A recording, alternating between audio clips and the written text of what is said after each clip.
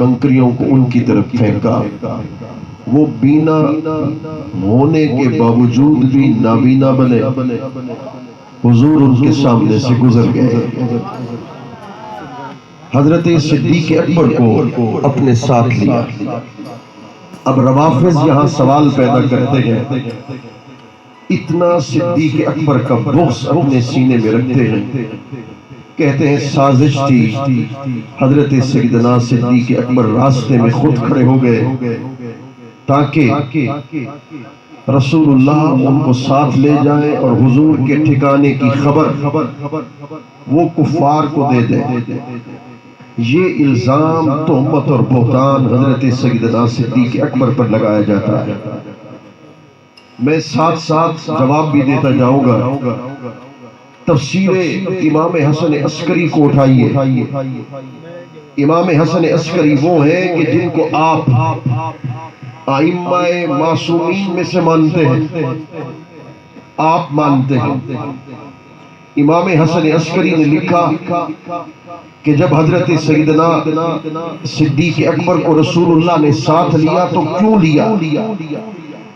جب ہجرت کا آغاز ہوا، حضرت جبریل کو اللہ نے خود بھیجا، بھیج کر فرما امرک ان تستصحب ابا بکر، اللہ نے آپ کو حکم دیا ہے کہ صدیق اکبر کو اپنا صاحب بنا کر، اپنا رفیق بنا کر ہجرت میں ساتھ لے کے جانا ہے۔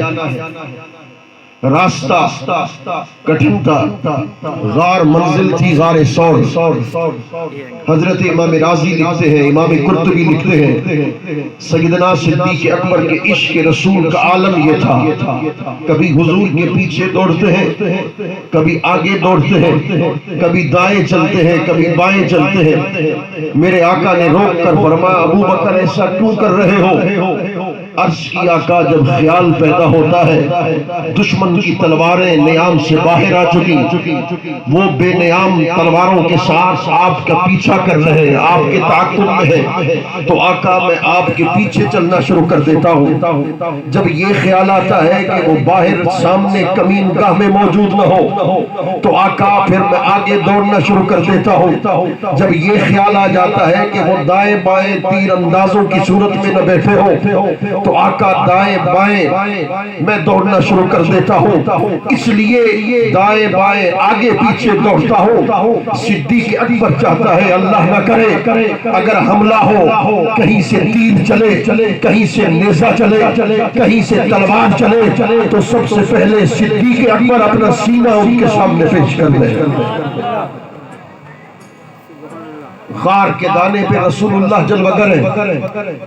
چونکہ وقت مختصر ہے، بہت سارے باتیں کرنا تھی، میں ان اہم باتوں کو مختصر بیان کر کے اپنی بات کو مکمل کر دوں گا۔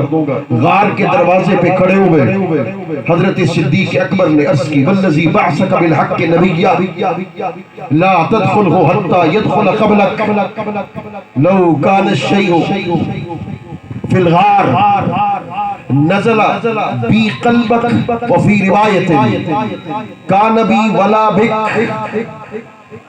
میرے آقا آپ غار میں پہلے نہ جائیے، غار میں پہلے جاؤں گا، کہیں غار میں کوئی موذی نہ بیٹھا ہو، چاہتا یہ ہوں کہ اگر اذیت دے تو سب سے پہلے مجھے دے۔ آپ غار کے اندر داخل ہوئے، غار کو صاف کیا، غار کی دیواروں میں سوراخ تھے، حضرت صدیق اکبر نے چادر کو پھاڑا، ایک روایت میں آتا ہے جبے کو پھاڑا، ایک سوراخ کو بند کیا، ایک سوراخ پر اپنے ایڑی کو رکھا، عرض کی میرے آقا آپ اندر تشریف لے آئیے۔ رسول اللہ اندر تشریف لے گئے اور میرے کریم آقا نے فرمایا اے صدیق اکبر گود کر دو۔ صدیق اکبر نے گود کر دی، رسول اللہ صدیق اکبر کی گود میں سر رکھ کر آرام کرنے لگے۔ اب ایک جملہ بولنے والا ہوں، اگر جملہ سمجھ میں آ جائے تو بے دل سے سبحان اللہ کی آواز آئے۔ صدیق اکبر کی گود میں رسول اللہ کا سر انور تھا، وہ حسن سرمدی کے مظہر تھے۔ میرے کریم حسن ازلی کے مظہر تھے، اور یوں سمجھو کہ اللہ اکبر والضحیٰ چہرہ سامنے تھا، مازاق نین سامنے تھے، واللیل زلفیں سامنے تھی، اللہ کی طرف اللہ کے انوار و تجلیات کا نزول مصطفیٰ کریم کے چہرے انور پہ نازل ہو رہا تھا۔ صدیق اکبر ساری رات دیکھتے رہے، 7 راتیں، ایک روایت میں آتا ہے 7 راتیں حضرت صدیق اکبر نے دیدار کیا، ایک روایت میں آتا ہے 3 راتیں حضرت صدیق اکبر نے دیدار کیا۔ سوال پیدا ہوتا ہے کہ جب سرکار اپنے گھر سے باہر نکلے تو کفار تو نابینا ہو گئے تھے، پھر غار ثور میں رہنے کی وجہ کیا تھی؟ حضور براہ راست مکہ المکرمہ سے مدینہ کی طرف تشریف لے جاتے، اگر پیچھے کافر آ بھی جاتے تو حضور کے معجزے کی وجہ سے حضور کو دیکھ نہ پاتے، نہ حضرت صدیق اکبر کو دیکھ پاتے۔ پھر غار ثور میں 7 راتیں یا 3 راتیں رہنے کی وجہ کیا تھی؟ اس میں حکمت کیا تھی؟ جب حکمت بتاؤں گا نا تو آپ کا دل سبحان اللہ کہے گا، زبان سبحان اللہ کہے گی، مگر حکمت سمجھ جاؤ۔ ایک دن رسول اللہ کی بارگاہ میں حضرت صدیق اکبر نے عرض کیا تھا، القا رسول اللہ خرجت القا رسول اللہ وانظر فی وجہی۔ آقا صدیق اکبر کی سب سے بڑی خواہش یہ ہے کہ جب بھی صدیق اکبر اپنے گھر سے باہر نکلے، آنکھیں کھولے تو چہرہ مصطفیٰ نگاہوں کے سامنے ہو جائے۔ رسول اللہ حضرت صدیق اکبر کی خواہش کو پورا کر رہے تھے، ان کی خواہش کی تکمیل کے لیے 3 راتیں میرے کریم آقا نے غار ثور کے اندر گزاری، اور یہی وجہ تھی۔ تصوف میں کہتے ہیں، حضرت جانتے ہیں، تصوف میں کہتے ہیں توجہ اتحادی، 1,24,000 صحابہ میں 2 صحابہ ایسے تھے جن پر رسول اللہ کی توجہ اتحادی تھی۔ یہی وجہ تھی کہ جب غار ثور سے حضور مدینہ میں داخل ہونے لگے، اہل مدینہ نے مدینہ المنورہ سے باہر آ کر جب حضور کا استقبال کیا، انہوں نے صدیق اکبر کو دیکھ کر کہا کہ رسول اللہ تو نہیں آ رہے۔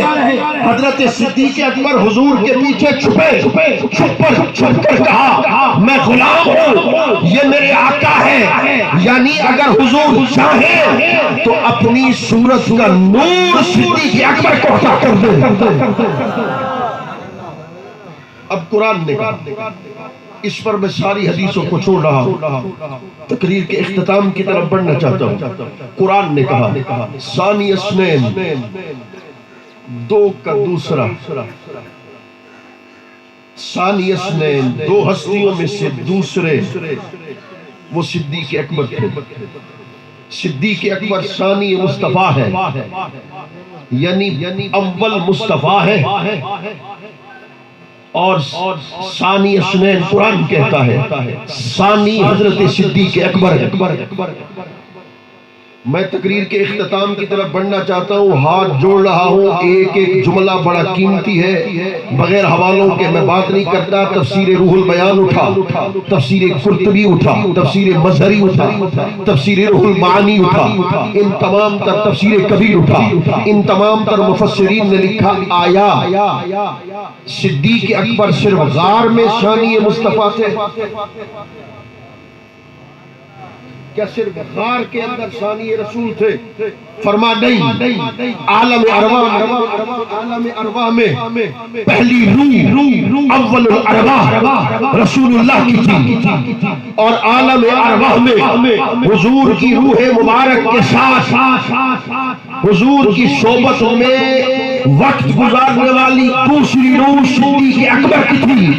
تو عالم ارواح میں نے کہا ایک جملہ قیمتی ہے، ایک جملے پہ سبحان اللہ کہتے جاؤ گے میرا دل باغ باغ ہوتا جائے گا۔ اول الارواح صدیق، اول الارواح رسول اللہ بنے، اور عالم ارواح میں ثانی اثنین دوسری روح حضرت صدیق اکبر کی تھی۔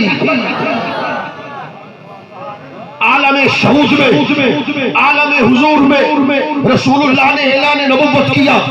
اعلان نبوت کے بعد اول مبلغ مصطفیٰ بنے، ثانی مبلغ صدیق اکبر بنے۔ حضور کے تبلیغ کے نتیجے میں حضرت علی نے اسلام کو قبول کیا، صدیق اکبر نے اسلام کو قبول کیا، حضرت خدیجہ نے اسلام کو قبول کیا۔ حضرت صدیق اکبر کے تبلیغ کے نتیجے میں حضرت طلحہ نے، حضرت زبیر نے، حضرت عثمان ابن عفان نے اسلام کو قبول کیا۔ اول مبلغ مصطفیٰ بنے تاریخ اسلام میں، ثانی مبلغ صدیق اکبر بنے۔ ہجرت میں پہلی ہجرت کا ارادہ حضور نے کیا۔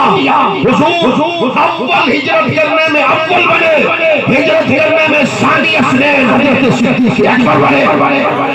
حضور نے غار ثور کا ارادہ کیا، غار ثور کا ارادہ کیا، غار ثور کے ارادہ کرنے میں اول مصطفیٰ بنے۔ غار ثور میں ارادہ کرنے والے ثانی اثنین حضرت صدیق اکبر بنے۔ جس جنگ کو دیکھو، بدر ہو، احد ہو، خیبر ہو، تبوک ہو، جس جنگ کو دیکھو، جس غزوہ کو دیکھو، پہلا قدم میدان جنگ میں مصطفیٰ رکھتے، دوسرا قدم ثانی اثنین حضرت صدیق اکبر رکھتے۔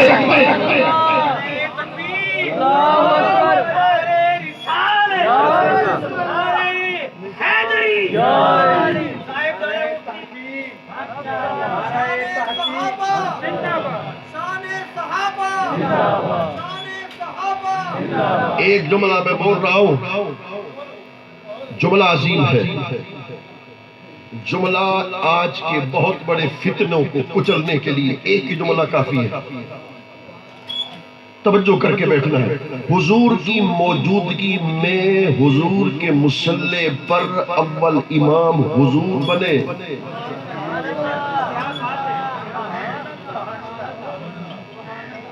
میں نے کہا جملہ بڑا عظیم ہے۔ حضور کی موجودگی میں حضور کے مصلی پہ اول امام حضور بنے، حضور کی موجودگی میں حضور کے مصلی پہ ثانی امام صدیق اکبر بنے۔ ایام وصال کے وقت 3 دن تک حضرت سیدنا صدیق اکبر نے مصلی امامت میں کھڑے ہو کے نماز پڑھائی۔ مولا علی نے آیا 3 دن تک مسجد نبوی میں نماز نہیں پڑھی، اگر پڑھی تو پھر صدیق اکبر کے پیچھے پڑھی۔ امام صدیق اکبر بنے، مقتدی مولا مرتضیٰ بنے۔ ان سے عرض کیا گیا یہ کیا ماجرا ہے؟ کہا جس کو رسول اللہ نے، میں جملہ بول رہا ہوں مولا علی کا، مولا علی کے ماننے والے اس کو نہیں کہتے جو مولا علی کے قول کو نہ مانے۔ علی کا ذکر تو کرے، علی کے قول کو نہ مانے۔ ارے مولا علی کے ماننے والے یہ سنی ہیں جو علی کو بھی مانتے ہیں، علی کے ہر قول کو بھی مانتے ہیں۔ توجہ کرنا، پوچھا گیا مصلی پہ تو صدیق اکبر کھڑے ہیں، آپ پیچھے کھڑے ہیں۔ حضرت مولا مرتضیٰ نے جواب دیا، فرمایا جس ہستی کو رسول اللہ نے تمام صحابہ سے مقدم کر کے اپنے مصلی پہ کھڑا کیا، علی بھی اپنی ذات سے ابو بکر کو مقدم کر کے مصلی پہ دیکھنا۔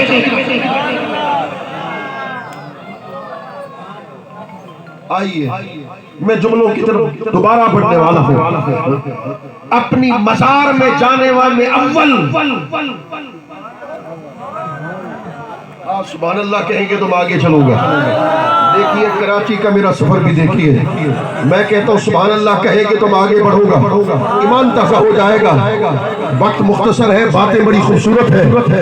مزار میں جانے میں اول حضور گئے، مزار میں جانے میں ثانی صدیق اکبر گئے، اور پھر قیامت کے دن ہر کوئی اپنے مزار سے اٹھے گا۔ حدیثوں کو اٹھا، اپنی پوری کائنات میں اپنی مزار پاک سے اٹھ کر میدان حشر میں جانے والے اول حضور ہوں گے، ثانی صدیق اکبر ہوں گے۔ آگے سن، میدان حشر لگے گا، جملہ بڑا عظیم دے رہا ہوں، میدان حشر لگے گا، جنت میں داخل ہونے کا وقت آئے گا، خدا کی قسم جنت میں جانے میں اول حضور ہوں گے، جنت میں جانے میں ثانی صدیق اکبر ہوں گے۔ رسول اللہ نے ارشاد فرمایا انک یا ابا بکر اول من دخل الجنت من امتی، اے صدیق اکبر تو میری امت میں سے پہلا ہوگا جو میرے بعد جنت میں داخل ہو جائے گا۔ حضرت کے لیے حدیث پیش کر رہا ہوں، اس پر تبصرہ یہ خود نہیں کر سکتے، میں حضرت کے لیے حدیث پیش کر رہا ہوں۔ میرے کریم آقا نے ارشاد فرمایا ان اللہ یتجلی للخلائق یوم القیامہ ویتجلی لک خاصۃ۔ اب اس کی کیفیت کو میں بیان نہیں کر سکتا، خدا کی قسم اتنا بڑا اونچا مقام ہے حضرت صدیق اکبر کا۔ حضور نے فرمایا صدیق اکبر سن، اللہ قیامت کے دن تمام مخلوقات کو اپنا دیدار کرائے گا، غیر نبی میں صدیق اکبر تو واحد ہوگا جس کو خدا خاص طور پر اپنے دیدار سے مشرف کروائے گا۔ میں حضرت کی مزاج کی بات کر دوں، فتووں سے نہیں ڈرتا، فتوہ پروف ہو، اپنے ان کے مزاج کی بات کر دوں، کہتے ہیں قیامت کے دن کرسی بچھائی جائے گی،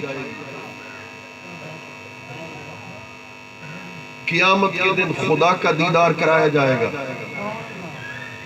کرسی پہ بیٹھے گا کون؟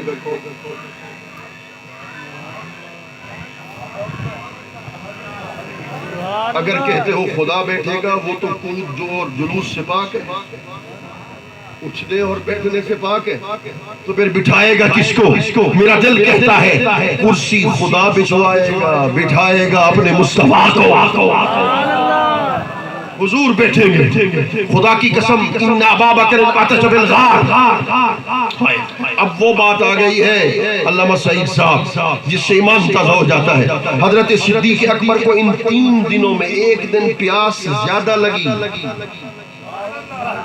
بات دل میں تھی زبان پہ نہیں لائی، پیاس زیادہ لگی، رسول اللہ نے فرمایا اذهب الى صدر الغار فاشرب، غار کے پہلے حصے کی طرف جا پانی پی لے۔ فانطلق ابو بکر الى صدر الغار، حضرت صدیق اکبر غار کے اس حصے میں آئے۔ میں کہتا ہوں یہ جو شان ہے نا حضرت صدیق اکبر کی عجب ہے۔ فوجد ماء احلا، فوجد ماء احلا من العسل وابیض من اللبن واسقى رائحۃ من المسک۔ حضرت صدیق اکبر نے غار کے اندر تو پانی نہیں تھا، تو پانی کہاں سے آ گیا؟ اور ایسا پانی حدیث میں آتا ہے صدیق اکبر نے کہا خدا کی قسم وہ شہد سے زیادہ میٹھا تھا، دودھ سے زیادہ سفید تھا، اور مشک و عطر سے زیادہ خوشبودار تھا۔ وقال علیہ السلام، رسول اللہ نے ارشاد فرمایا ان اللہ امر الملک المعکل بانہار الجنت بان یخلق نہرا من جنت الفردوس الى صدر الغار۔ اللہ اکبر، اللہ اکبر۔ فرما صدیق اکبر تو یہاں غار کے اندر پیاسا تھا، حدیث کا مفہوم پیش کر رہا ہوں،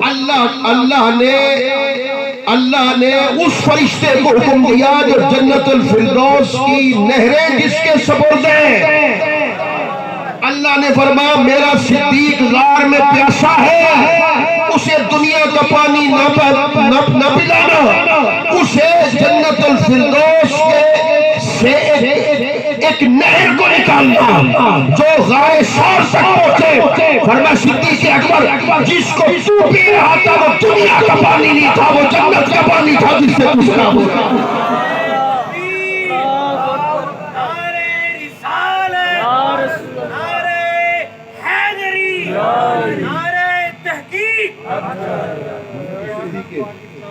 حضرت صدیق اکبر نے عرض کی وَلِهَذِهِ الْمَنْزِلَ، اتنا بڑا مقام ہے میرا عند اللہ، اللہ کے ہاں اتنا بڑا مقام ہے میرا، رسول اللہ نے کیا فرمایا؟ افضل، اس سے بھی زیادہ افضل ہے۔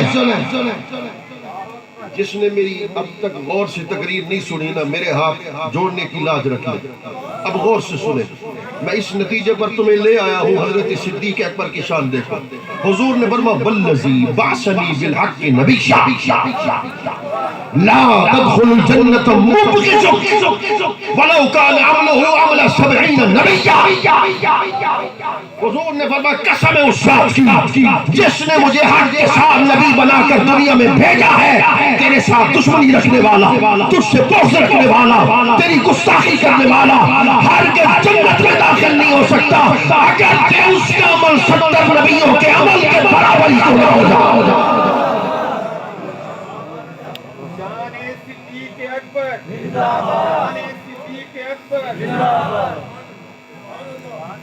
دو باتیں رہ گئیں، ٹائم ہو گیا۔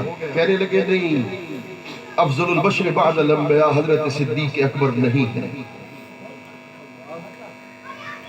میں نے کہا وہ کیسے؟ کہنے لگے افضل البشر نہیں ہے۔ میں نے کہا میں صرف 2 حدیثیں پیش کرنا چاہتا ہوں، مگر نہ 30 سے 40 حدیثیں میں اس موضوع پہ پیش کر سکتا ہوں، صرف 2 حدیثیں۔ ایک حدیث مولا علی کا خود قول ہے، ان کے بیٹے کا نام ہے حضرت محمد، سنن ابن ماجہ کو تھا، سنن نسائی کو تھا، صحیح بخاری کو تھا۔ حضرت محمد نے بابا علی سے پوچھا، راوی بھی گھر کا ہے، فیصلہ بھی گھر کا ہے۔ بیٹے نے بابا سے پوچھا ایو الناس خیر بعد رسول اللہ، خیر اس میں تفضیل کا صیغہ ہے، آپ بتا سکتے حضور کے بعد افضل کون ہے؟ علی سے پوچھا فیصلہ کیجئے نا کہ حضور کے بعد افضل کون ہے؟ حضرت علی نے جو جواب دیا، جواب سنو تو پھر بچہ بوڑھا جوان دل سے سبحان اللہ کہے، پتہ چلے غیور سنی ادھر بیٹھا ہے۔ مولا علی نے کہا بیٹے مجھ سے پوچھتا ہے نا کہ حضور کے بعد افضل کون ہے؟ ابو بکر الصدیق۔ نعرہ رسالت، نعرہ تحقیق، نعرہ حیدری، علماء اہل سنت زندہ باد۔ حضرت محمد بن الحنفیہ یہ مولا علی کا بیٹا ہے، اور مولا علی کے بیٹے نے اپنے بابا علی سے پوچھا ایو الناس خیر بعد رسول اللہ، حضور کے بعد افضل ترین ہستی کون ہے؟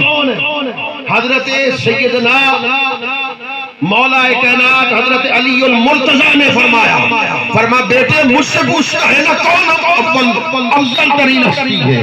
تو سن ابو بکر صدیق، اور سنو حضرت نے اگر حکم دیا ہے تو پھر میں تمہیں حدیث اب سناتا جاؤں گا، انشاءاللہ عصر کی نماز بھی پڑھ لیں گے۔ خود مولا علی نے فرمایا خیر الناس بعد رسول اللہ ابو بکر، حضور کے بعد افضل ترین ہستی صدیق اکبر ہے، وخیر الناس بعد ابی بکر عمر۔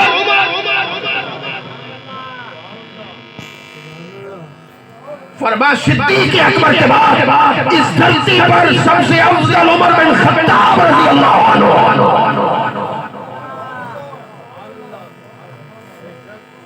ایک حدیث علماء صاحب میں ایسی سنا رہا ہوں، بڑے کم علماء اس کو بیان کرتے ہوں گے یا کم علماء سے سنی۔ لم یرا ابا بکر، بعض اوقات حضرت خطیب کے پاس لفظ نہیں ہوتے جو دل کی کیفیت کو بیان کرے، یہاں میرے پاس لفظ نہیں ہے، میں اس کیفیت کو لفظ میں پرو دوں، اس کیفیت کو، وہ میرے پاس وہ لفظ نہیں ہے۔ لم یرا ابا بکر، ایک دن حضور نے صدیق اکبر کو نہیں دیکھا، حضور نہیں دیکھا، تو پھر کیا ہوا؟ کیا ہوا؟ رسول اللہ نے فرمایا وقال ابو بکر ابو بکر ابو بکر ابو بکر ابو بکر، حضور فرماتے گئے ابو بکر کہاں ہے، ابو بکر کہاں ہے، ابو بکر کہاں ہے۔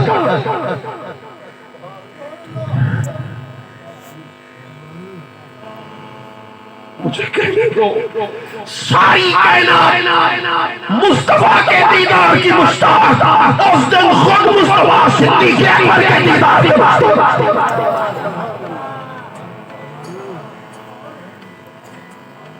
ابو بکر ابو بکر فرما اللہ اکبر ان روح القدس جبریل اخبرنی آنفا ان افضل امتک بعدک ابو بکر، فرمایا ابھی روح القدس جبریل میرے پاس آیا ہے، اس نے مجھے خبر دی ہے میرے آقا آپ کے بعد اس کائنات میں سب سے افضل ہوگا تو اس کا نام صدیق اکبر ہوگا۔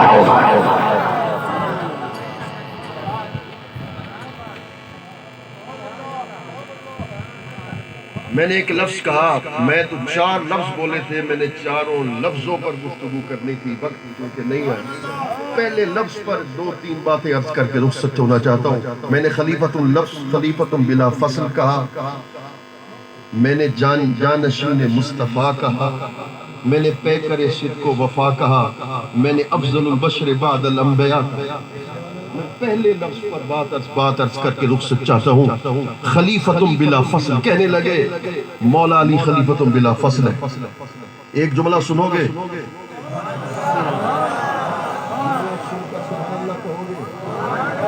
سبحان اللہ تم سے خود کہلوا رہا ہوں، میرا مزاج تم جانتے ہو، میں کبھی سبحان اللہ نہیں کہلواتا، آج کہلوانے کی کوشش کر رہا ہوں۔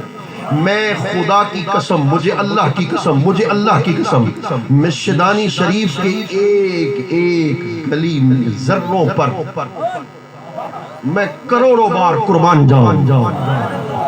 میں اس جگہ بیٹھ کر اللہ کی قسم اٹھا کے کہہ رہا ہوں، جتنا سنی علی کو مانتا ہے کوئی بھائی کلال بھی نہیں مان سکتا۔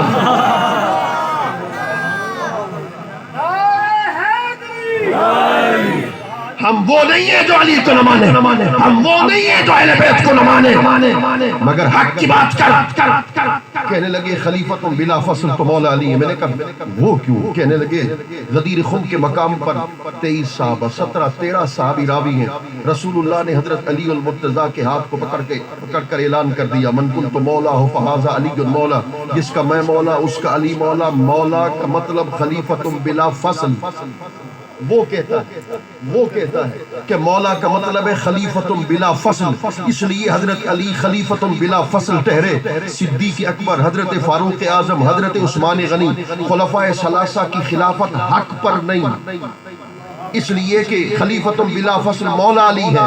رسول اللہ نے غدیر خم کے مقام پر اعلان کر دیا، جس کا میں مولا اس کا علی مولا۔ مولا کا مطلب خلیفۃ بلا فصل۔